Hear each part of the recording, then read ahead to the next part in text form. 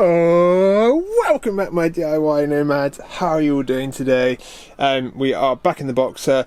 I've just seen that my thing's about to run out of power. 1 second. Right, okay, so on the Boxer, I want to do a couple of extra little jobs. One of them being fit this unit better. And at the moment I'm using just these little blocks up here, you know, the plastic blocks that have 2 holes on one side and then on the other 90 it has 1, and then you can just screw them. I kept calling them vanity blocks for a while, but they're not called vanity blocks, they're called something else and I can't remember off the top of my head what they're called. But what I want to do is mount this in a really clean way so that you don't really see any fixings. Other than the underside here where there'll be the screws with this like extended bit where obviously I'm going to have stuff like utensils hanging down and other stuff like that. But I came up with a really cool idea. So what I plan to do is take this off, and then I'm going to attach some very thin strips of a hardwood. Basically I want to create a keyway, and if you don't know what keyways are sort of like something that you use on the shaft of like a motor. Bloody hell, I like to confuse things. I'm going to show you by doing it. Also, I wanted to add my little coffee espresso maker and everything right here so it could attach to the inverter. And so I thought I'd make up a little mount for them to sit in. And I was making it, and then I really didn't quite realise how suspicious it would look. Other than having an awesome time with some pickled onion monster munch, which are some of the best crisps in the world, by the way. I took some sapele. Oh, sorry, the sun is the wrong way around for this. I took some sapele, which is this lovely, lovely wood. Really nice to work with. Just gorgeous. And I've made a bunch of ridiculously big matchsticks. Yes, this took me actually more time than I care to admit. That's because I was using the table saw.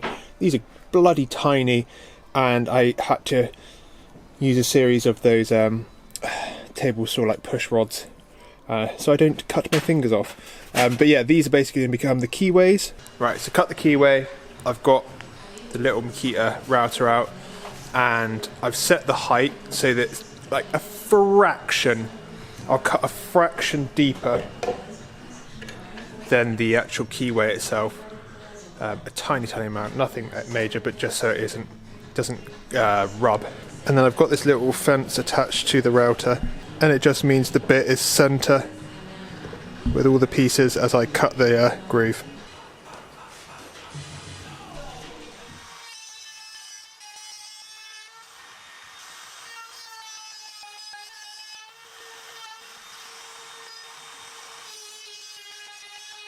So one important little tip that you should always be aware of when using a router is that obviously the bit that you're using rotates in one direction, and you have to make sure that you route in a certain orientation or movement. So maybe I'll flip it and try and attack it from the other side. Sort of realise that I did have it in the right orientation before, which is a shame, but luckily the damage wasn't too horrendous, and there's plenty of ways I can obviously hide that little bit. The keyways turned out great nonetheless, so literally they were sliding like that. Obviously I'll cut them to length. But then yeah, that'll be such a good way for this to be like a hidden little slidey bracket boy. One thing you might be saying is, why don't I just glue all this in instead of spending a bunch of time making it easy to remove? Mainly because I like the flexibility it gives you if you make changes to the van later down the line, whether it's changes to that shower on the side or the changes to the unit on the other side, or even just changes to the shelving unit itself. So I like to put in that extra 30 minutes, let's say, at the start to give me much more flexibility and options down the road. Also, I totally get that obviously this looks like very thin either side of the keyway, so like, is it going to be strong enough to take any weight? Well, over here is a little experiment. I've got a little bit of birch that I routed out. It's the same thickness as the stuff I'm using for that shelf, and I put those keyways in. I supported the keyways on either side, so if I put any weight on here, it's through these joints. Yeah.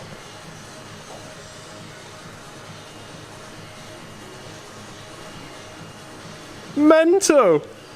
Take your hand off the mitre bench. The way I'm fixing these is I've got 2 tiny weeny nails that I've pre-hammered most of the way through, just so the tip's coming out, so it can provide a bit of grip onto the surface of the wood.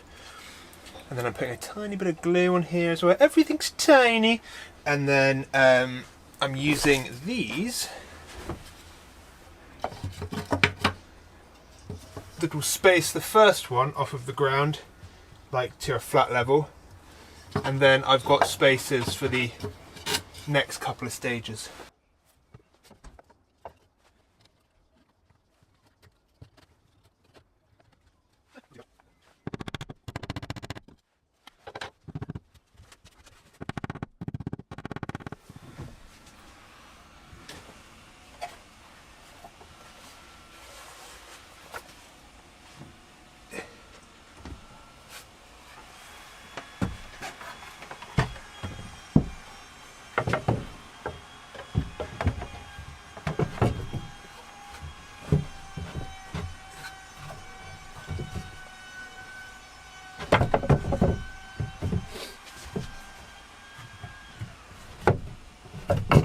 Oh.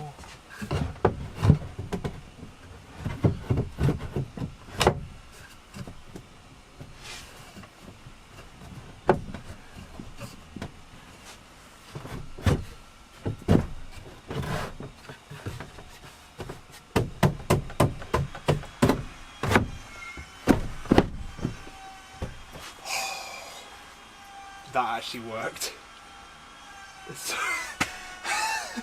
I was not expecting it to work that well. Oh my god. Oh, I'm chuffed.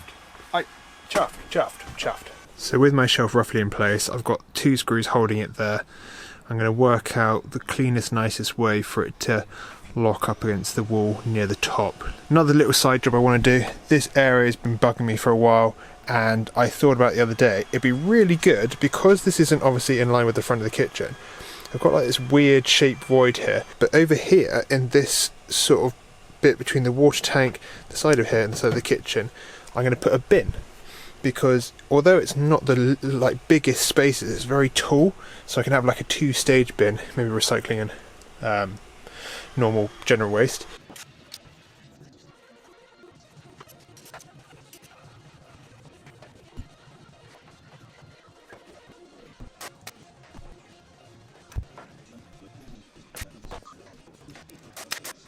I am leaving the bin to dry up. Basically just made a rectangle. I think actually that's going to be the best one anyway, because it doesn't get into the space. It doesn't come into the space too far. I can make it look good. It maximises the amount that the bin can hold, which is great. So I'm going to look at tackling the big old gap below my centre table, where I'm going to put a Tambour door. Now, Tambour doors are great. I love them. They're really, really clever, space saving, and a cool looking thing. The only thing I have personally is I don't like the silver or metally looking ones, so I'm going to make my own, and I've got a bunch of poplar strips that I cut up for that. And then what I'm going to do is I just need a backing to stick them to, and I just got a bit of spare like membrane, waterproof membrane, whatever, for like usually for the outside of housing. Doesn't really matter at all what this backing is. I've even seen Tambour doors made where you have the bits of Tambour like this, and they've used 2 strips of duct tape, and that's it. I'm going to do a bit. This is the first time I've actually made my own custom Tambour doors, so a bit of trial and error. Sorry about the zebra striping from the LED lighting. Sometimes my camera adjusts for it, sometimes it doesn't. And I'm going to use contact adhesive, spray it all down, stick it down, and hopefully it'll work. Right, what I'm planning to do is I'm getting it as squared up as much as possible, and I'm going to draw a little line around the edge here. It doesn't have to be square of the fabric, because that doesn't matter at all, that's all excess going to get cut off. But what I want to try and do is just get it almost, all the slats almost square with themselves. Because if I draw, well, there goes the drill bit. If I draw this rectangle around the outside, I know when I spray the adhesive where to put them down, and so that they don't sort of go off in a weird tangent and then end up losing material. I've obviously cut these much wide, well I say much wider, a couple centimetres wider than what I actually need. And yeah, so literally I'm going to spray adhesive this. These two lines on the side will give me a good guide. Really important, we now got the outlines, so I need to make sure that this first slat is definitely lined up with this end line. Otherwise, if it was skewed, we're going to end up going off like that. Or it would all be racked like this as it goes along, which wouldn't be good. So, first one down. And yeah, I'm going to basically keep them butt up to each other. Let's see how it goes.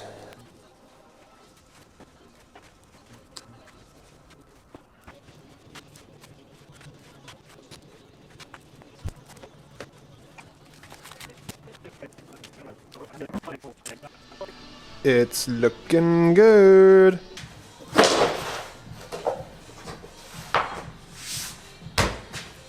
How good is that? Look at this mentalness.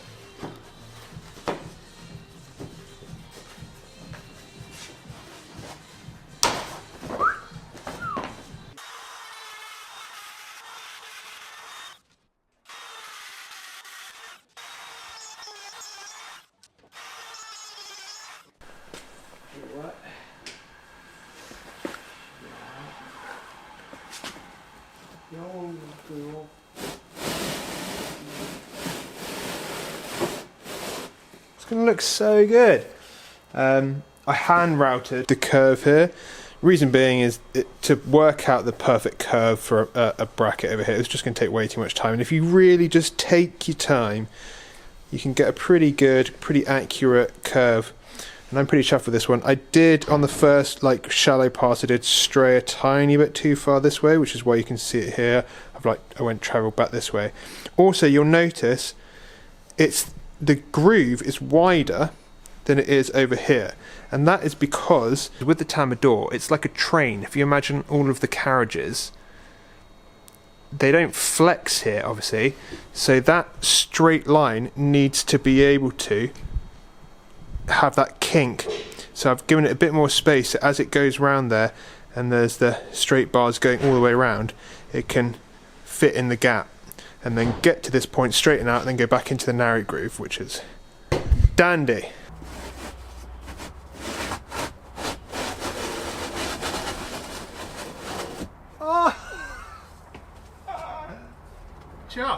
Right, so it's not going all the way down to the bottom because I still haven't been able to route it down right down to the floor on this side. But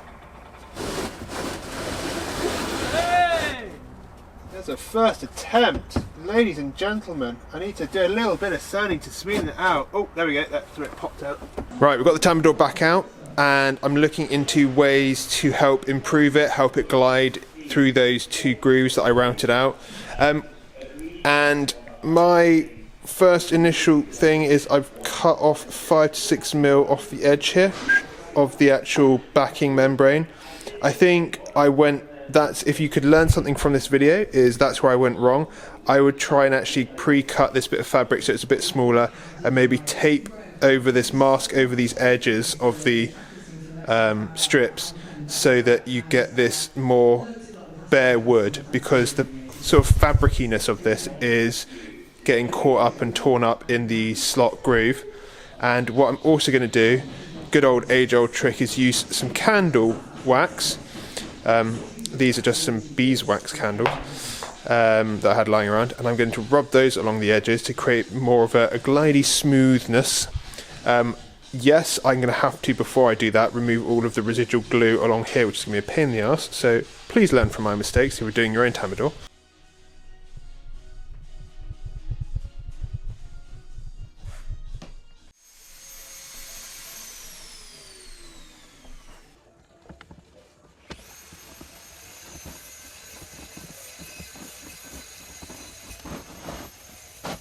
Now, I don't know if you can see that, but I've got 2 clamps at the back there to stop this flying out the back. I've actually made this Tambour too long. I gave myself a couple of excess strips just to play around with, but I can tell you categorically that adding that wax has made, and removing that bit on the edge, has made a big difference. It's now a lot easier to move up and down. There's still some work to do, but I haven't even looked into properly sanding out and waxing the inside of the grooves here, which is good, so still more improvement to go.